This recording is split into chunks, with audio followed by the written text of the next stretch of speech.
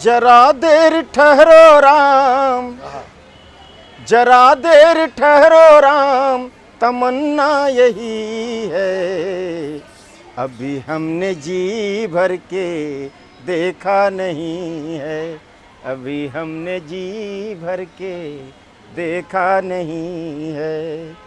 ये हमारे साथ वकील साहब हैं, कुछ बताएंगे। ध्रुव साहब हैं, सुप्रीम कोर्ट का वकील है। अब बताइए श्री राम प्रभु के विषय में। आरा जिला से आते हैं। ये हमारे मित्र हैं, इन्होंने हमें कहा, अचानक कहा कि बताइए। तो भगवान श्री राम के बारे में बोलना, कुछ भी बोलना, सूरज के सामने दीपक जलाने जैसा है हमारे जैसे लोगों के लिए।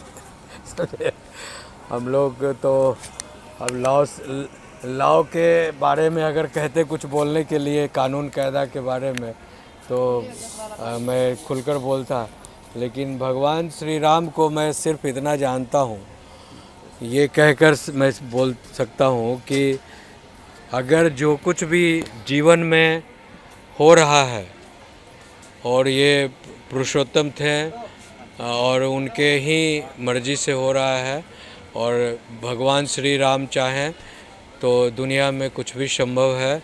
और दुनिया की बेहतरी के लिए, समाज की बेहतरी के लिए, देश की बेहतरी के लिए, देश के कल्याण के लिए, पूरे संपूर्ण मानवता के कल्याण के लिए उन्होंने जो अपना आम आदमी का अवतरण लेकर, आम आदमी में एक राज परिवार में अवतरित होकर, साधारण मनुष्य बनकर, जो राज परिवार से निकलकर फिर जो वनवास लिया, उन्होंने वनवास को स्वीकार किया।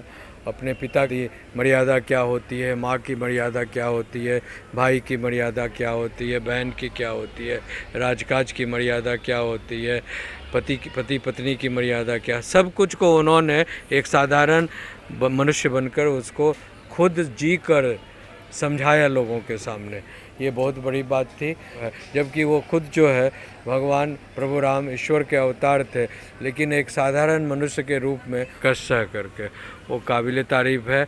ऐसा किसी भी धर्म में आज तक नहीं हुआ है। लेकिन प्रभु राम जो है अपने ऊपर 1 साल 2 साल नहीं, 14 साल का वनवास किया, घोर जंगल में पैदल चले, और सीता माता का अपहरण भी हुआ, फिर उन्होंने इसी बहाने लंका विजय किए और रावण जैसे दुराचारी का वध भी किए।